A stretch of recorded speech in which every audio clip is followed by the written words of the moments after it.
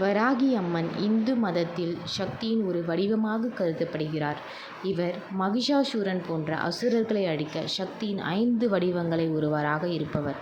இவரது முகம் பன்றி வடிவத்தில் இருக்கும். வராகி ஆதிசக்தியின் ஒரு அவதாரமாக பன்றி முகத்துடன் தோன்றுகிறார். பூர்வ காலத்தில் அசுரர்கள் தர்மத்தை அழிக்க முயன்றபோது தெய்வீக சக்திகள் இணைந்து பஞ்சஸ்தி தேவிகளை உருவாக்கினர். அதில் வராகியும் ஒருவர். இவர் அம்மனின் உக்கிர வடிவமாகவும் தந்திர சாஸ்திரங்களிலும் முக்கிய தெய்வமாகவும் பார்க்கப்படுகிறார். அது மட்டுமல்லாமல்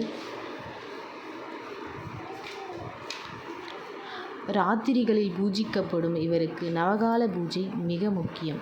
கருப்பு மற்றும் சிகப்பு வஸ்திரங்களில் அலங்கரிக்கப்படும். துன்பங்கள், எதிரிகள், கவலை, பிசாசு தோஷங்கள் அகற்ற இவரை வழிபடப்படுகின்றனர்.